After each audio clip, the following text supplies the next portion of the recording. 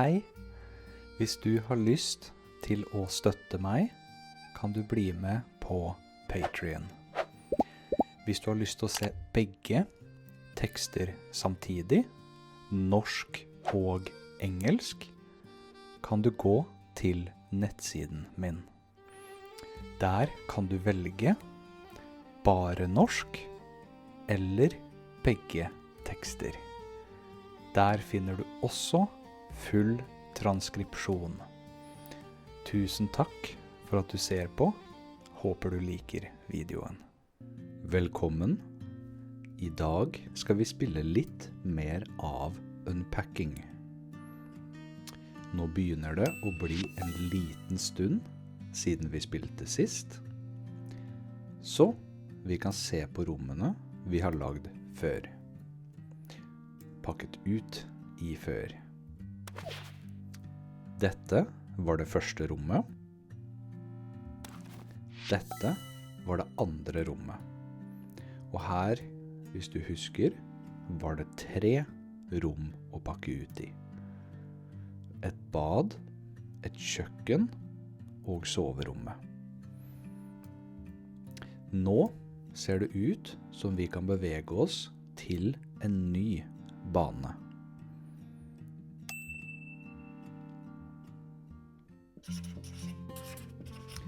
«2007». Her ser det ut som det kanskje er 3 rom. Nei, enda flere. 1, 2, 3, 4, 5, 6, 7 rom. Men det er bare noen av de som lyser når jeg holder over de. Disse 2 ser det ut som jeg ikke kan klikke på.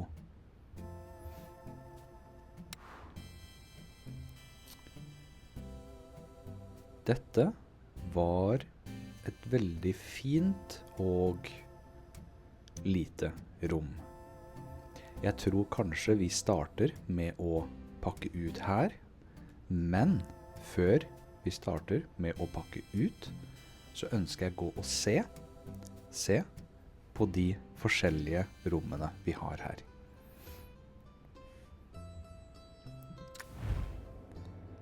Så her er da kjøkkenet.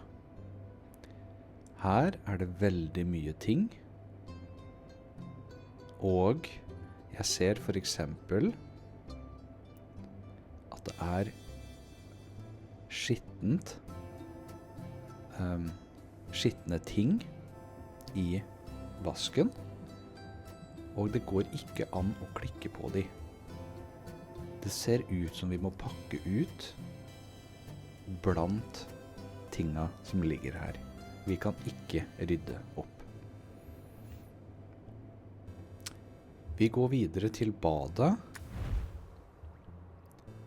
og her er det også litt forskjellige ting. Det ligger 2 tannbørster, tannkrem og litt forskjellige saker på badet. Og 1 boks.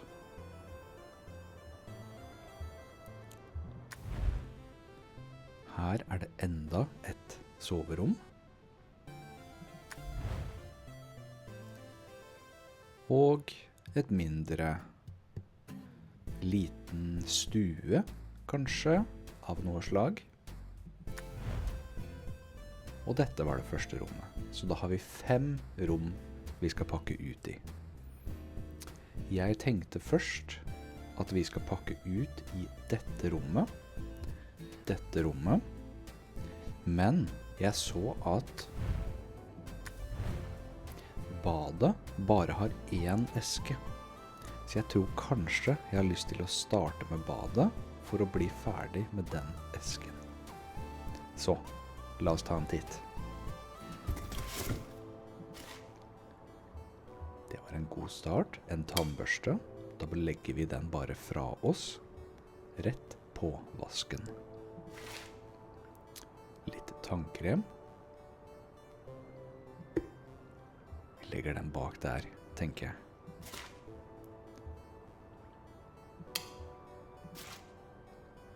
Neglklipper. Hårbørste. Toalettskrin av noe slag. Dette vet jeg ikke hva er for noe.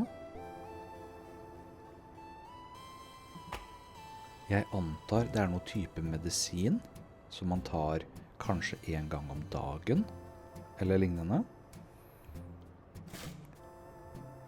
Dette ser ut som tanntråd. En parfyme. Dusje.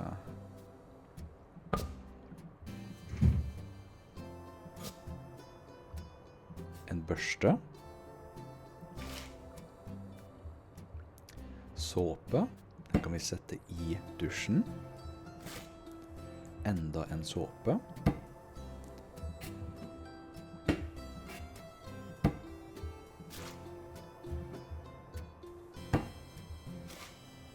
Så flott. Nå har vi mange ting i dusjen. Masse såpe. Skal vi se. Det er ganske fullt i den øverste skuffen. Øverste skuffen. Midterste skuffen. Nederste skuffen. Så det er fullt i den nede og den oppe. Her ser det ut som vi kanskje har plass til en ting til. Hvis vi flytter på noen ting, eller den er i hvert fall litt for stor. Men vi kan for eksempel legge ting inne her.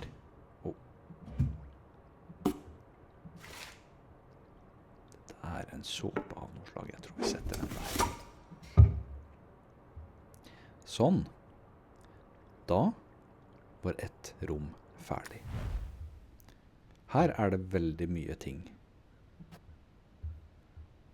Først så setter vi PC-skjermen, dataskjermen, på skrivebordet. Jeg lurer på om vi beveger oss til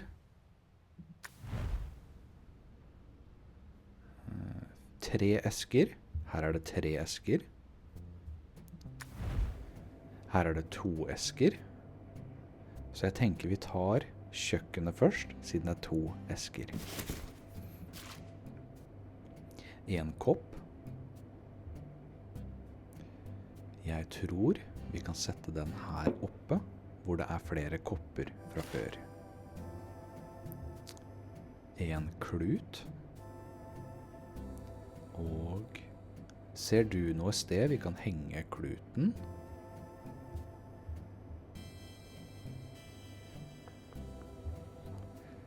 Kanskje vi legger den der for nå. En kopp til. En klut til. Jeg tror det er en flaskeåpner, hvis jeg husker rett. Den ser litt annerledes ut enn de vi har i Norge, vanligvis. Dette var jo en krukke med kjeks, og sist gang så fikk vi beskjed om å legge den høyt oppe, så jeg tror det er ganske trygt å plassere den i en av de høyeste hyllene. Litt sukker, den går også her, fordi vi ser en pose med sukker, og da kan vi ha boksen med sukker rett ved siden av.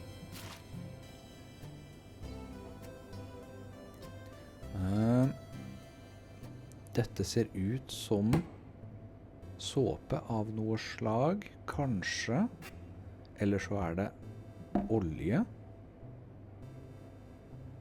Vi prøver å sette den der.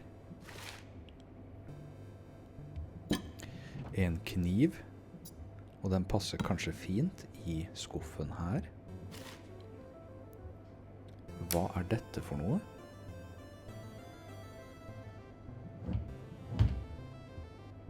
Ser du hva det her er for noe?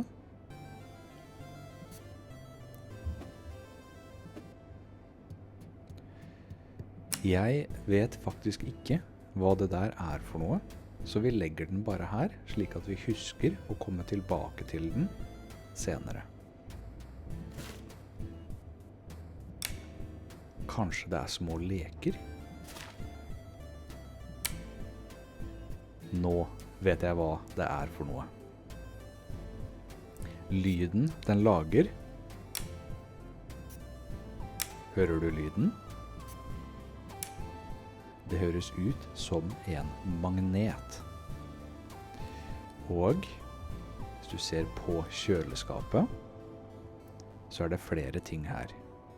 Så magneter, kjøleskap, kjøleskapsmagneter.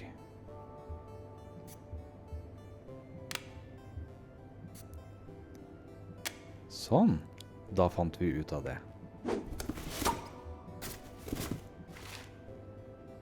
En tallerken eller asjett. En bolle, og den kan vi trolig, ja, vi har boller der fra før, så da kan vi legge den i de bollene vi hadde fra før. Enda en tallerken. Enda en bolle. En liten tallerken eller asjett. Enda en. En flaske. Kan vi sette den i kjøleskapet, tro? Nei. Da lurer jeg på om vi kan sette den bak i hylla.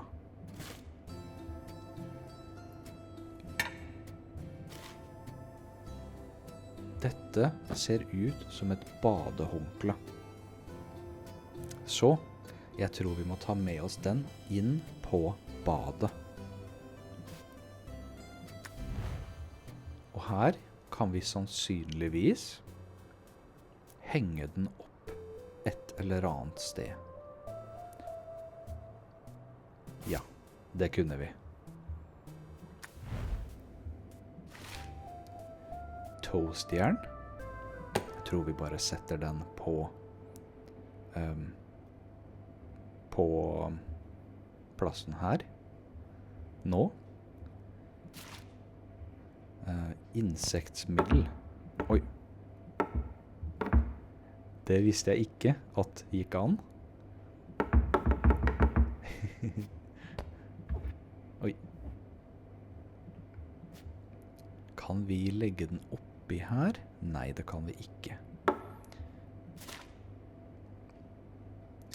Førstehjelpsskrin.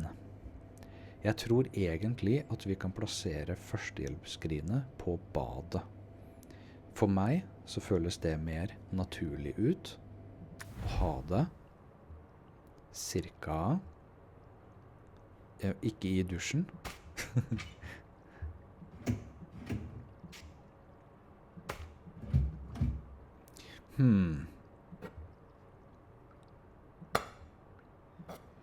Vi har litt plassproblemer. Kanskje vi skal ta førstehjelpsskrinet oppe på hylla. Så beholder vi den inne i skapet. Er dette svamper? De her var veldig søte. Kanskje vi skal plassere de litt høyere opp?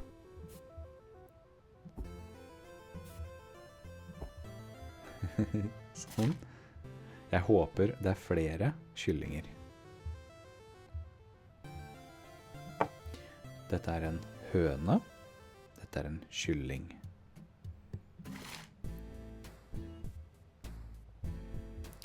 Og her har vi da et bilde med noe plante på. Dette vet jeg ikke hva er. Det er et slags type mønster. Og dette ser ut som en fjær.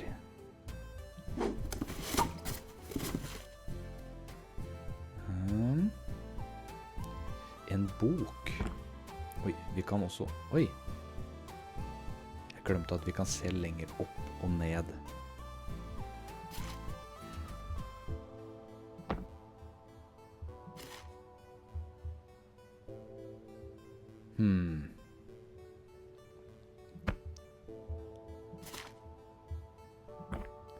Vi har ganske mange bøker her.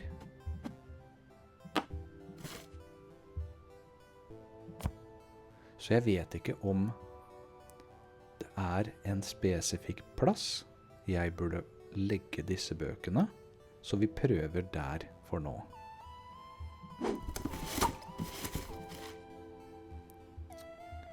Et bilde til, og det ser ut som en panda,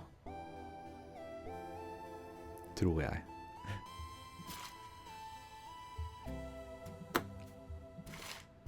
Her har vi også en liten lekebil.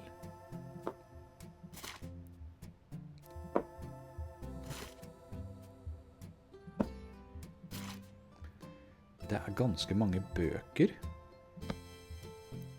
og spill, og leker, og figurer, som vi pakker ut i det rommet her. Så som du ser nå, så er det veldig masse i hylla. Mange bøker, noen bamser, noen figurer, og litt leker og ting å vise fram.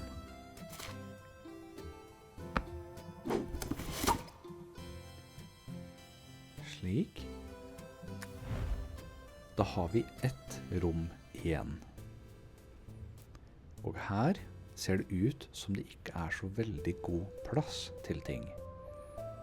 Så jeg sitter og lurer på, kommer vi til å ha plass til alt i 3 esker i bare dette rommet, eller må vi bevege oss til andre rom for å plassere ting der også? Det finner vi ut. Hva er dette for noe? Er det en film, kanskje? Hvis det er en film,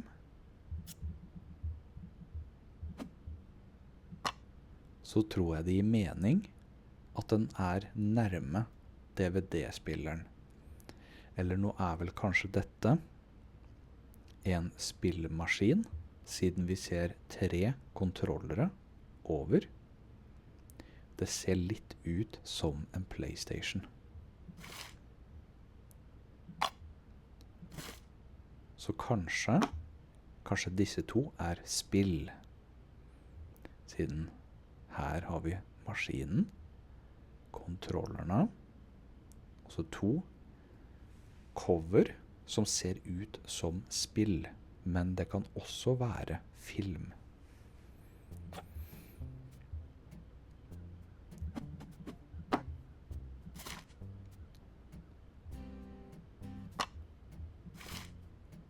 Hva er dette for noe?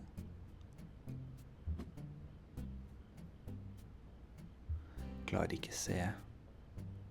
Oi. Noe slags bok i hvert fall.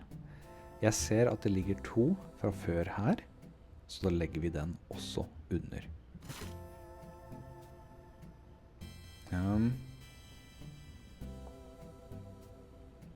Det ser ut som personen vi pakker ut for er veldig glad i å sy klær nå. For her ser vi en symaskin. Vi ser nåler, en saks, noen kniver, tapetkniver, tror jeg, eller tusjer, highlightere, litt å ta notater på, og så henger det klær her, som da trolig er halvferdig. Dette får meg til å tro at skjorta skal ligge rundt sysakene, ikke i klesskapet. Så vi prøver det. Her har vi da et bilde, og vi henger det over TV-en.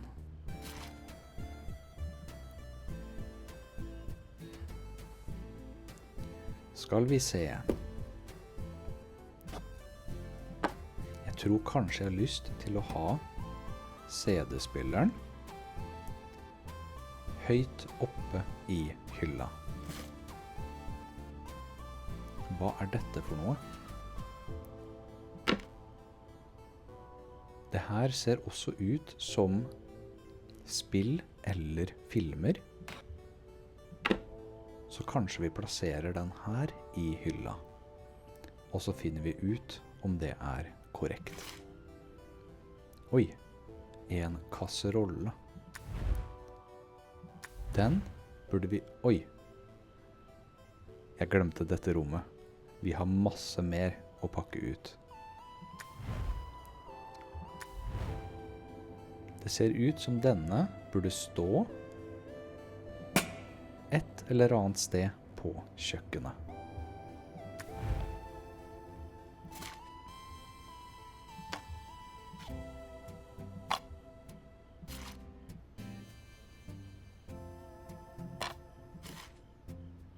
Hva er dette for noe? Det ser ut som et brettspill. Så jeg tror vi tar med den inn i stua og legger den et eller annet sted her. Kanskje på bordet. Legge brettspillet på bordet.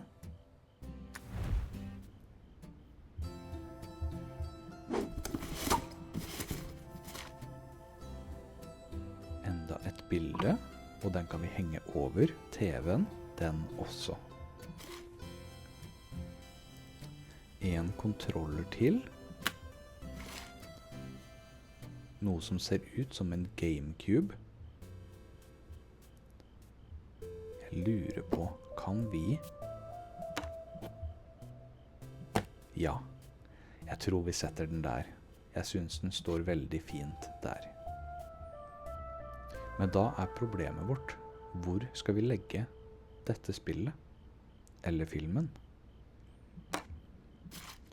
Vi legger den der for nå.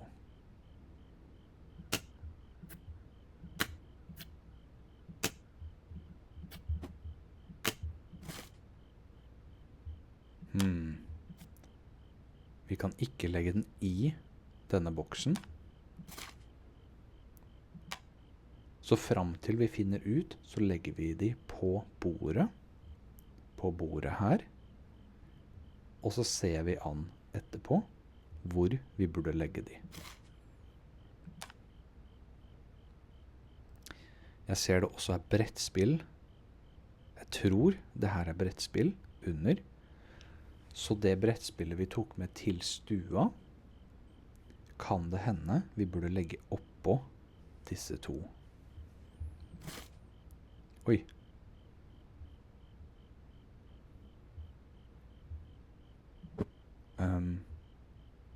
Et stort teppe, tror jeg. Hva er dette for noe? Ja.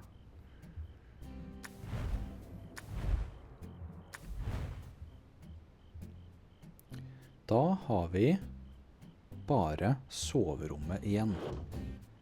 Her ser jeg at vi kan henge klær.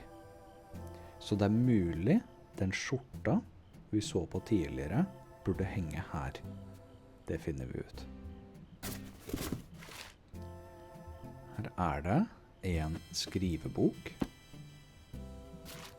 Eller notatbok. En tegning. Kanskje. Det ser ut som en tegning.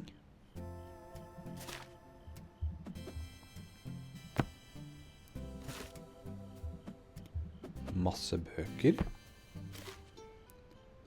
Her har vi tegnesaker.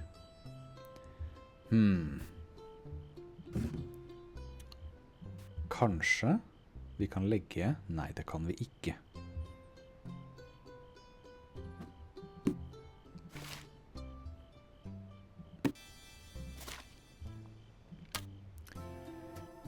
Jeg ser at det er ganske mange tegnesaker.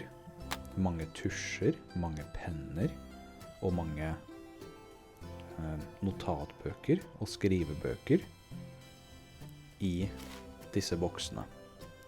Så jeg lurer på om kanskje flere av disse skal helst inn i stua. Muligens.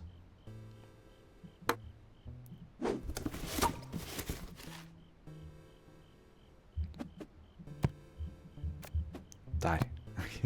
Må ha den riktig vei. En alarmklokke. Er det ingen sted rundt senga vi kan ha alarmklokka? Det er litt rart, synes jeg. Da setter vi den i hylla over PC-en for nå. Jeg la akkurat merke til at vi har en tavle over senga. Så da tenker jeg at vi kan henge tegningen på tavla.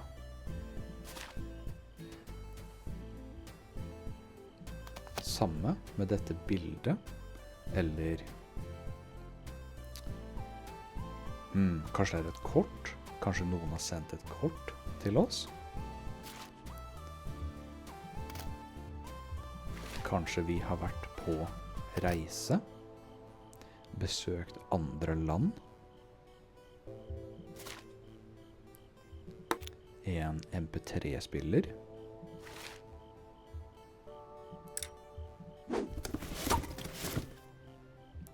Masse bøker.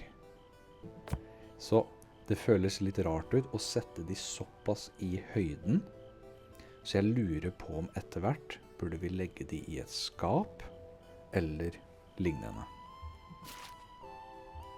Hva er dette for noe? Det ser ut som en tegnebok for å lære å tegne. Kanskje alle lesebøker burde være på soverommet.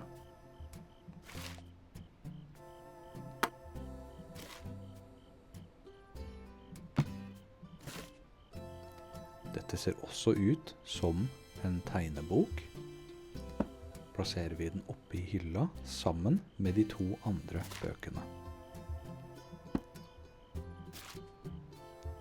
Masse bøker.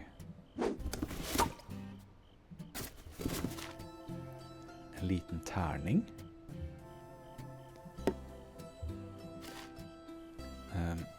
Der har vi noe spennende. Et tegnebrett. Så her oppe har vi lærebøker for å lære å tegne. Her har vi en tegning som er tegnet fysisk på papir. Men her har vi et tegnebrett for å tegne på PC-en. Slik at når du tar musa rundt på denne, så styrer du musa på skjermen. Oi, masse ting. Kanskje vi skal legge litt av tegnesakene våre nede her, slik at vi får plass til datamus, og der kom datamus. Oi. Må passe på at den er riktig vei. Oi. Vi har litt dårlig plass akkurat nå. Kanskje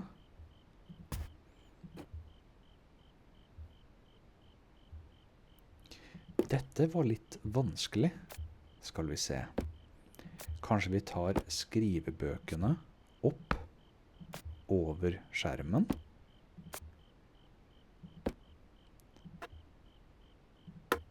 Slik at vi kan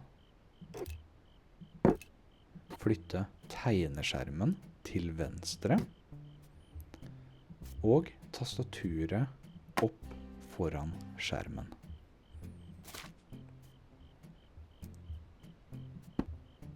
Da er vi ferdig med en boks til. Her har vi PC-en, datamaskinen. Den håper jeg har plass. Ikke bak her.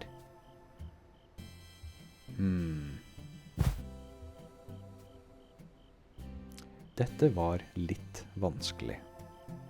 Jeg håpet at PC-en kunne være under bordet. Men det ser ut som vi kanskje burde ha den.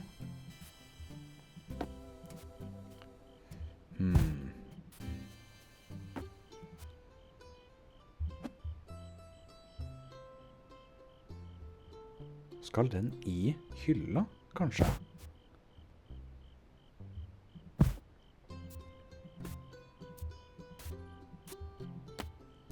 Nå må jeg ommøblere litt. Ok, jeg synes den satt egentlig veldig fint der. Da tar den opp.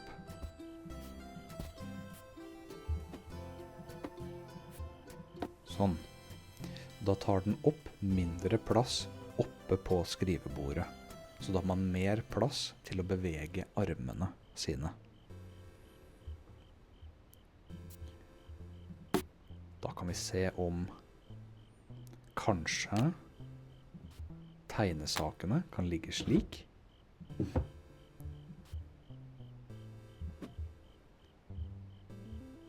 Det føles litt rart ut, så vi får se hva som skjer når vi er ferdig å pakke ut. En bamse.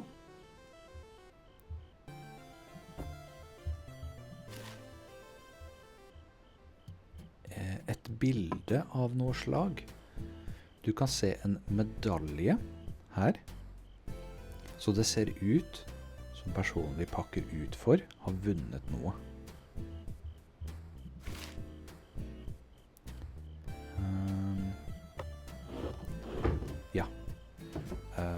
Litt undertøy, så plasserer vi det i skuffen,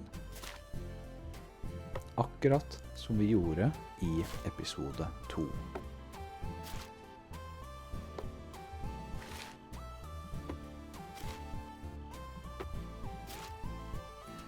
En t-skjorte.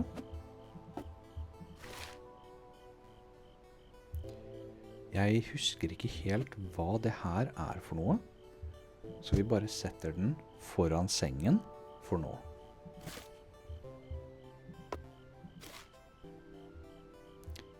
Et skjørt.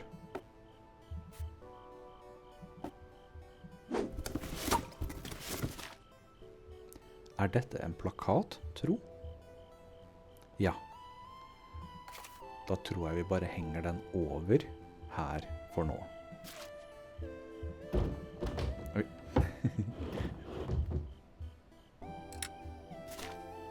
En bukse skal vi se.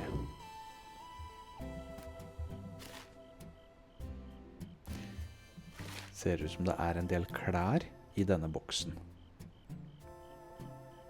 Er dette en frisbee? På norsk så sier vi også frisbee.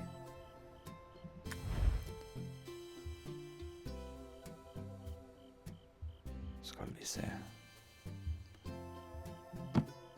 Kanskje vi bare plasserer den på bordet for nå. En sko. Ja. Det ser ut som det er et par med sko. Hva er dette for noe?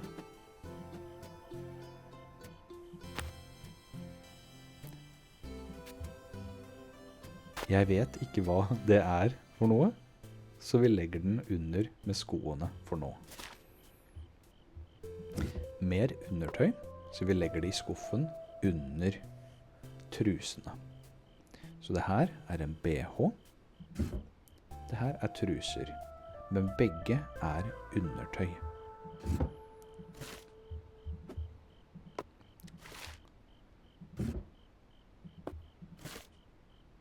En veske.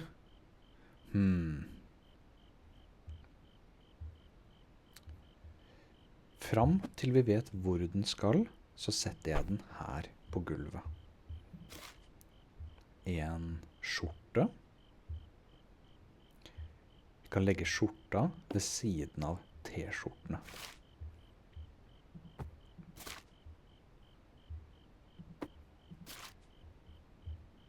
Masse forskjellige klær. Dette er... Oi, hva er dette for noe? Jeg tror det er en sånn treningsmatte. Hvis man har lyst til å trene hjemme.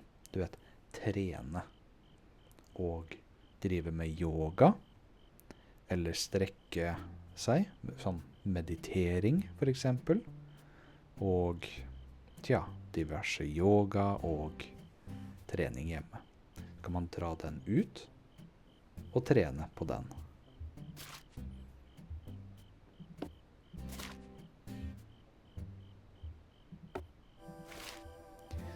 Det er ganske mye forskjellige klær her, så jeg lurer på om er det noe jeg egentlig burde henge opp i skapet. Akkurat nå så bretter jeg alle klærne og legger de i venstre skapet, men det kan hende jeg burde henge de opp på høyre. En liten søppelbøtte. Her kommer litt treningsutstyr.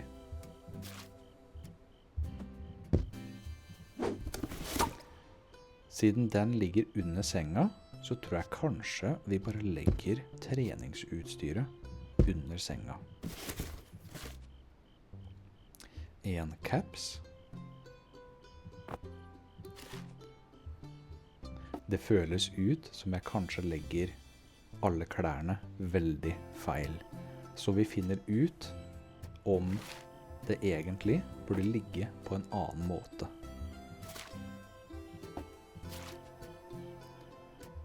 Skal vi se.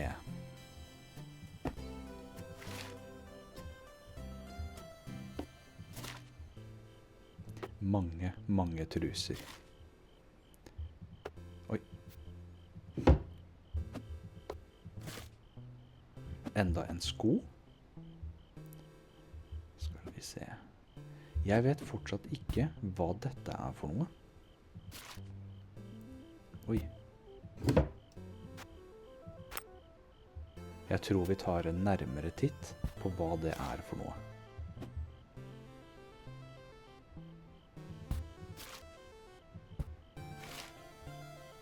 Der var den manglende skoen. Så det er en sko, et par sko.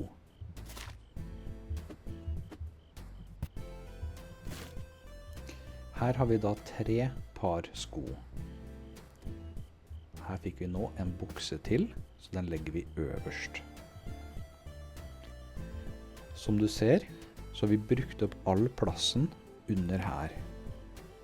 Det jeg lurer på da er, skal skoene egentlig stå et annet sted? Siden vi har 4 par sko.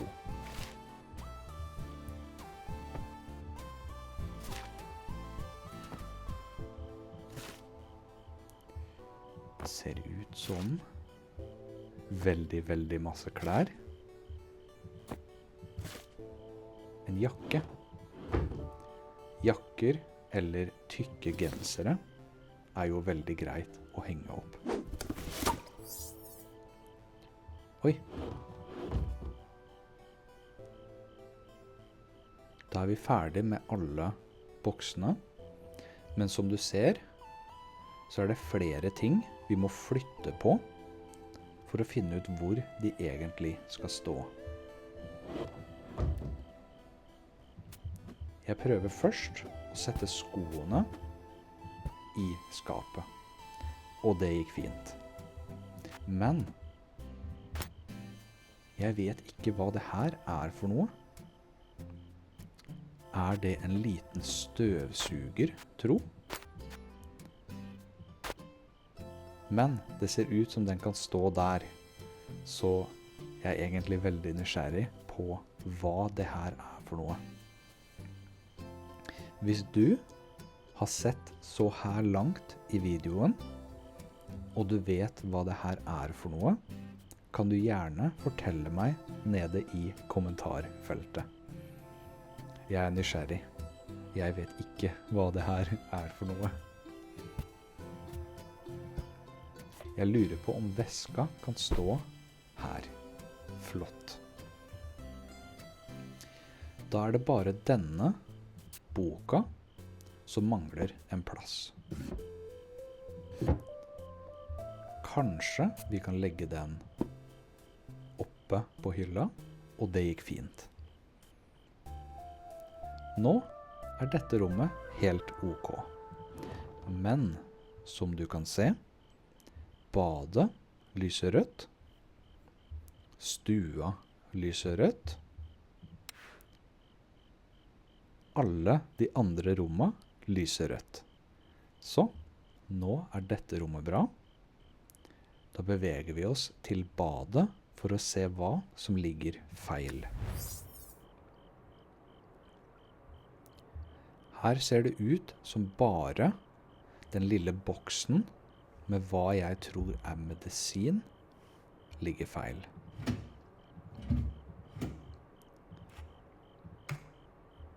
Så da la vi den i den midterste skuffen, og det gikk fint.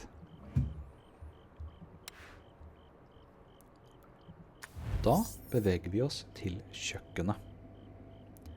Og her ser det også ut som veldig mange ting ligger korrekt, men kasserollen og klutene ligger feil. Skal vi se.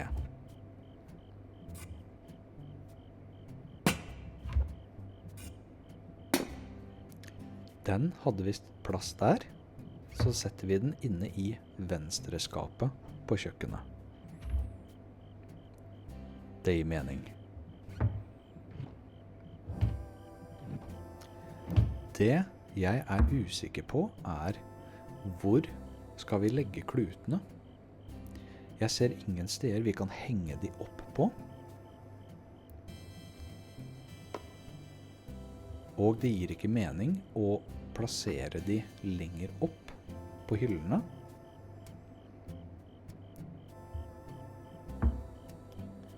Tja.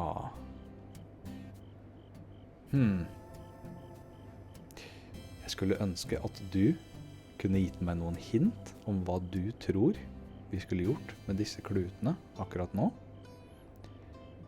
Men, siden jeg gjør dette alene, så får jeg prøve å finne ut. Og der hadde de plass. Da var kjøkkenet også ok. Så da har vi gjort ferdig 3 av rommene. Nå mangler det å bare gjøre ferdig de 2 neste rommene. Her ser det ut som ting for det meste ligger korrekt, men disse 2 tingene skal ikke ligge på bordet. Det var veldig ok å legge den i hylla, men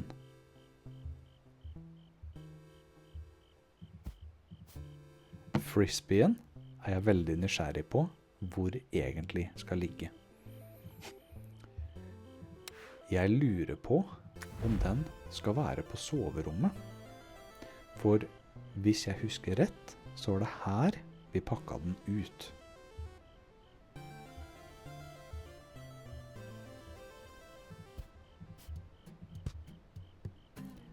Ok, så frisbeen telles som en del av treningsutstyret. Så da gikk det fint å legge den under senga. Da mangler vi bare ett rom. Stua. Og her ser vi at alle spillene eller filmene ligger feil. Og skjorta.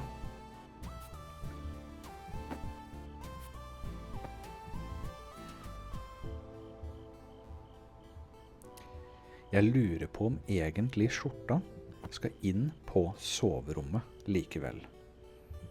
Så vi kan ta den med og se om det går fint og legge den der. Og det gjorde det.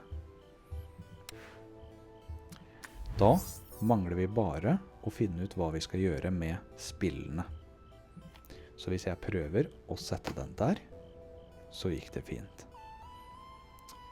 Da satt vi 1 i hylla, 2, 3, 4 og 5. Og med det så var vi ferdig med episode 3 av Unpacking.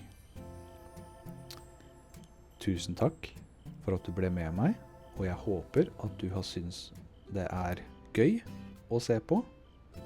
Og så ses vi i neste episode. Ha det bra.